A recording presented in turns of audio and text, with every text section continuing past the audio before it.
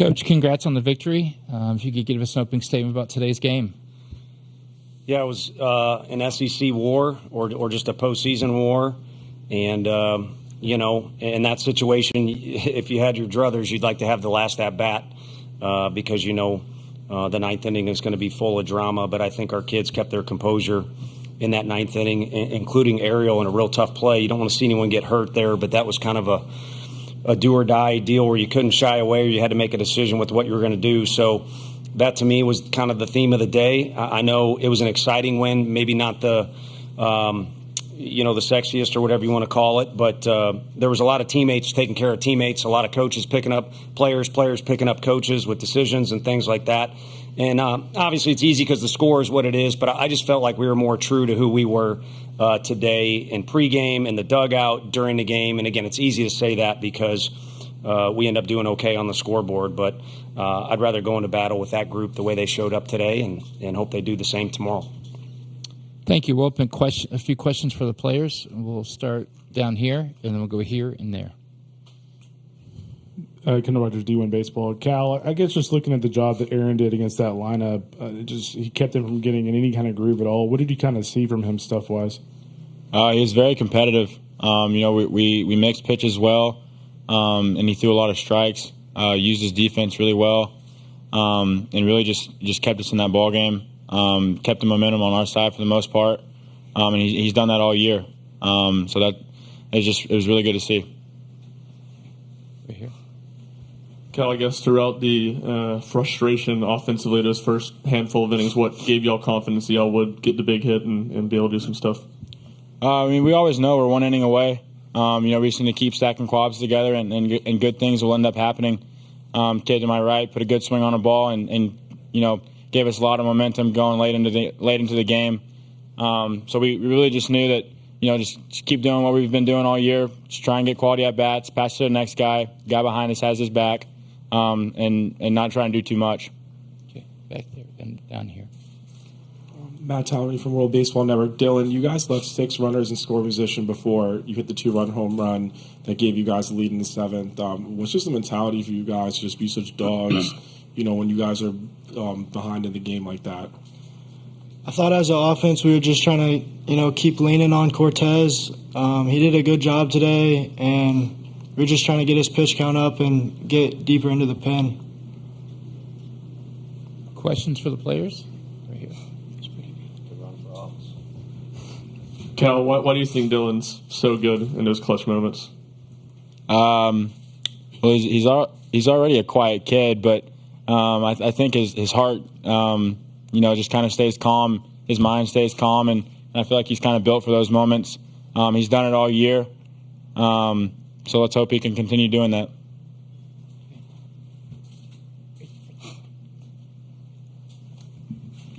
Aaron, what was able to make you so effective today? It looked like they were having trouble with that spin a little bit.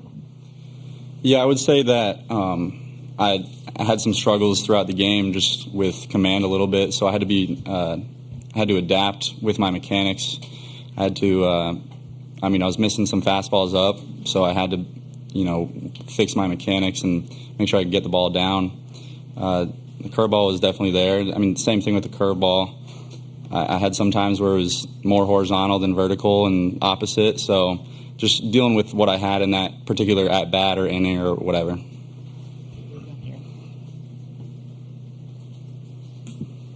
Cal, your first hit was that 2-run home run. Just how good did that feel leaving the park and then obviously to have back-to-back frames with home runs?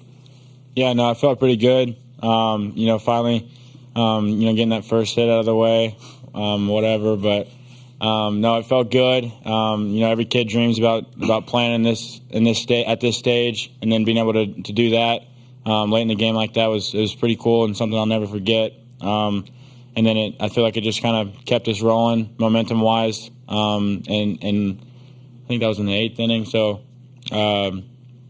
it just kind of set the tone for the 9th. Okay, one more question for the athletes. Doug Duda, ESPN Tri-Cities. Aaron, could you just talk about your pitching coach in Frank Anderson and what he means to you and what he has done for you? Yeah, he's been a huge help. He's really made sure I've locked in, and he kind of preaches that you just got to do your job, and it kind of makes me focus on the game instead of everything that comes around it. I mean, there's a lot of A&M fans that are trying to ball five me, so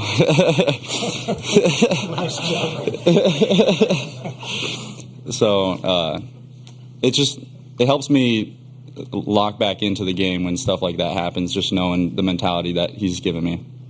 He also wants to be coached, and I mean, he says he's available tomorrow, so maybe it's premature, but one of my favorite guys to coach. Gentlemen, thank you. Congrats on the victory, and good luck tomorrow. You guys can be excused.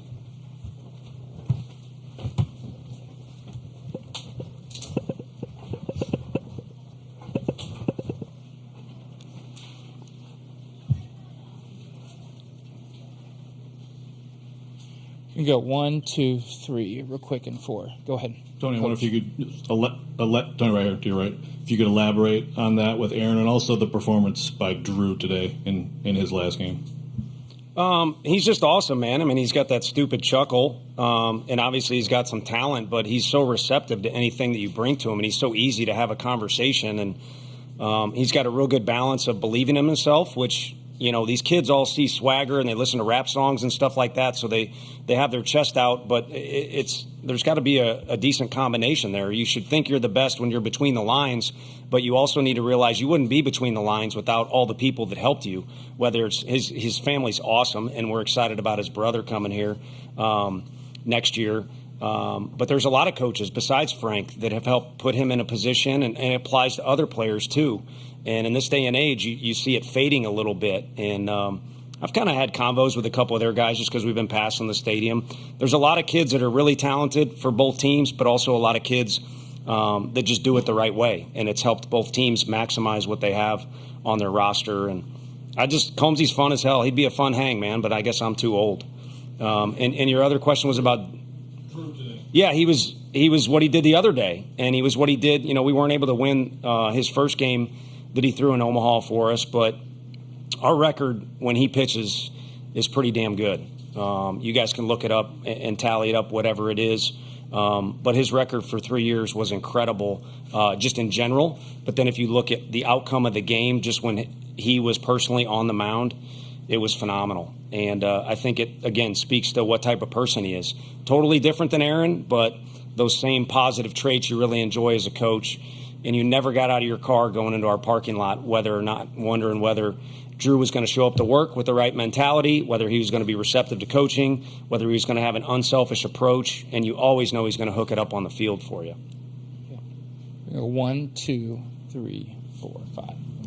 Harrison fan, SEC Unfiltered. Coach, you go to Kirby late, just kind of the most used guy out of the bullpen, just to try to close it out, and then gets a little bit of a jam, and you change and go to Nate Snead. Was that just some of a matchup kind of thing that you're looking for at Snead, or what was that like? Yeah, the Combs decision was tough. Again, we wouldn't be in this position without him. And if you took a vote in the dugout, which sometimes you do, or sometimes you just have to take responsibility for a decision like the bunt, you can feel free to ask me about. And it was split. It was split in the dugout, and then he comes down and says, I'm fine. I mean, what are you going to do? I think if you're a Vol fan, you probably boo the coaching staff if you don't see that guy come out of the dugout, but I'm not so sure he wasn't on fumes there. So just to peel back the curtain, what we talked about to the bullpen was this is going to be a three-man effort no matter what to finish the inning. And in an ideal world, Combsy gets a guy, and then we might have went to Kirby anyway for that matchup, and then Snead was hot to come in, and we had kind of been telling him he was going to finish the game. And I don't know that it's exactly like that, but kind of shades of Vanderbilt. You know, we had typically been using Snead on Sundays, and I think that's a game where Snead came in and got the last 2 outs, and today he had to get 3. Yeah. Tony, what if anything, do you think has changed with Xander as he's gone from the quote-unquote midweek guy to the role that he's in now? And does he have the kind of mentality you think is suited for something like this? I don't know. I don't care, to be honest with you. It's a baseball game. You know, it's kind of like the bunt thing. I wanted to throw myself off a ledge there because it looks like, hey, let's get Simo in a position where he can drive in 2 runs potentially, and then you take it off because Cal's in an advantage count. And I could explain the numbers and all that stuff. But the bottom line is you have to make tough decisions over the course of a game. And fans can tweet about him and say this or that, but the one thing, with all due respect, we wouldn't be here without our fans, is they get to do that on Twitter and voice their opinion, and then they get to go to the bars because I can hear. It goes all night long. I can hear from my level, and I wish I could do that, to be honest with you, too. But I grew up in this damn household with crazy Greg Vitello and kind of got into this deal right here. And with your decisions, you have to live with it. And when the game's over, we go back to the hotel. And I've worked with the guy across the dugout, too. No one's more invested than him. And we live with it, and you think about it, and then you start preparing for the next day. It's all you do. So trust me, it means a lot to us. You know what I mean? So, but having said that, I would like to come to the park and say, Aaron Combs, you're in the game, and that's the best feeling in the world. It's like having Redmond Walsh out there. We win. We won because he's good. We lose.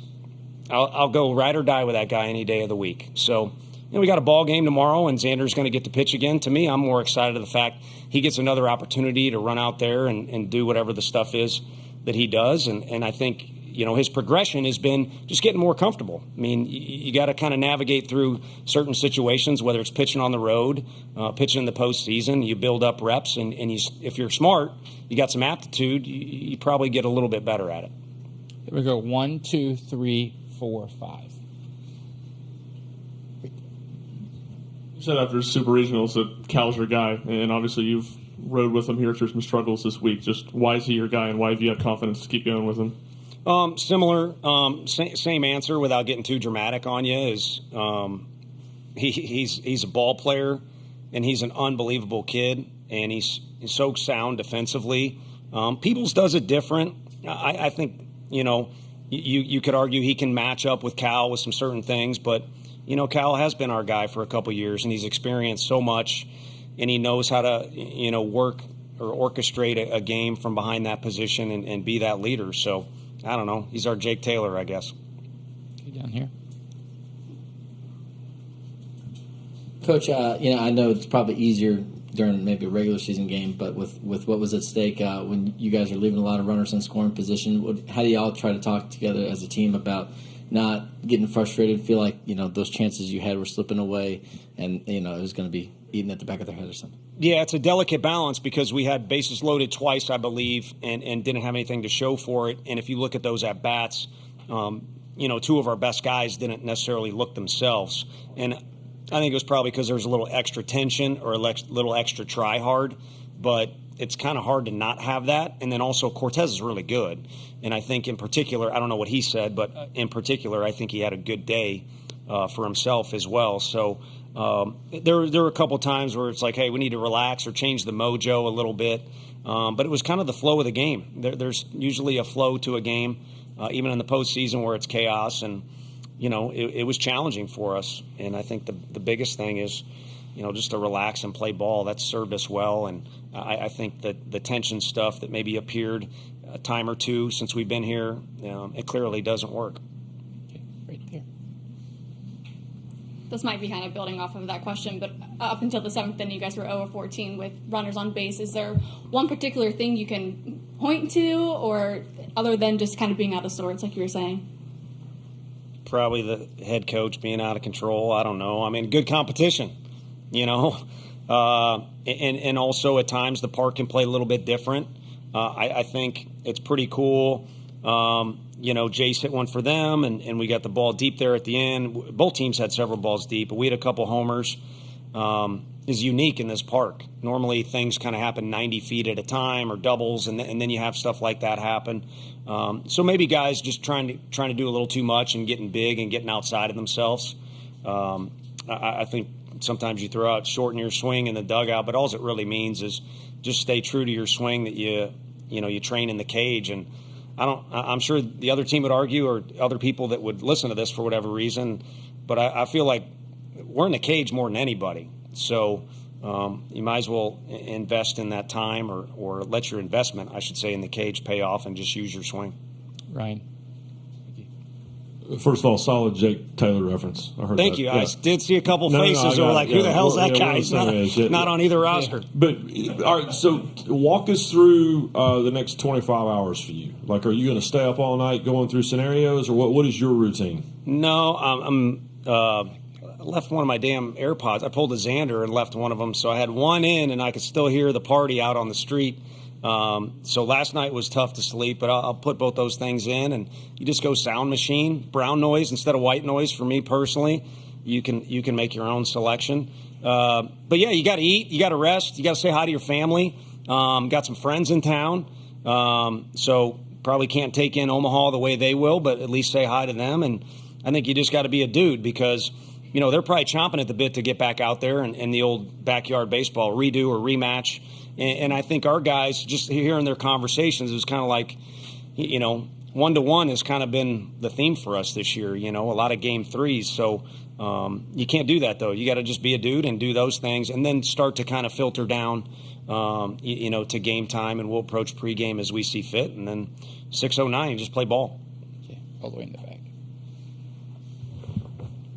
Tony, I kind of asked Aaron this. Frank's a small-town Nebraska boy. Is there any benefit to that? And just talk about what he's done. He's been around the block a few times, but specifically with this year's staff to get you ready for the final game of the year. Yeah, he acts like a small-town guy. Well, I guess, I shouldn't have said that. No offense to anybody, but no, we like giving him crap because he dishes it out to so many people, including umpires and things like that. I think we got that under control for now, and he's been around the block starting with his roots. I mean, I love the fact that he basically forced his way into coaching. I mean, he's doing laundry at a junior college when things were different, and he's a self-made man.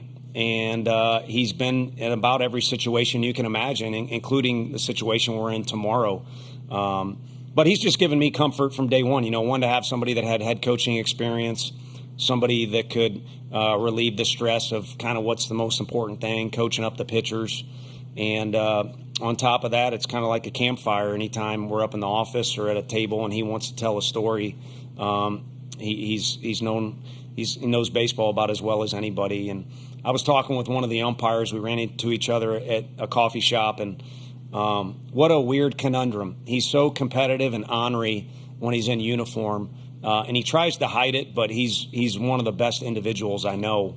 If someone's sick, he's the first one to do, heck, just get soup for somebody, which these kids all DoorDash crap now. I don't know if he knows that or not, but he's one of the more caring and kind-hearted guys there is, which is insane if you haven't been next to him, because when he was at other schools and we were competing against him, I would have thought the opposite. Let's put it that way. So a benefit just to having him on our staff, and certainly a benefit that he's got the experience that he does. Okay, last question. Tony, what went on with Christian Moore there on that slider, that play at second base, and is there an update on him for tomorrow? Yeah, I mean, he was doing media and stuff afterwards, so I didn't have a personal conversation with him, but we had a couple sliding into second, just, back of his leg was something that came up during Evansville, and, he made an outstanding play out there, so it's not like he can't move around, but we just felt like with the potential situations coming up, it made more sense for Ariel. And I say we, I mean, eventually you put Ariel out there, but, yesterday did what I thought was the best thing. But at this point, it's kind of up to Hunter, being out there, or Simo being out there, who's going to play center, who's going to play right. They've made me look smart, and they've gotten us as far as they have. And the other thing they've done is made me a happy fella. I already, got emotional, try not to wuss out here on you, but if we want a belt at all or any kind of trophy, today it was the same as A&M. We got to be around each other more than any team in the country. And we had a dry erase board meeting, and the guys wanted to lead the country in velo and RBIs and all kinds of crazy stuff. And it was kind of a trick question. What the coaching staff wanted to lead the country in is, unselfish type thing, having fun, and getting to be around each other as much as possible. So I know Hot Sauce was here. He can respect the belt analogy. So we at least brought one belt home today. Coach, congrats. Best of luck tomorrow, and thank you for your time. Thank you. Appreciate it.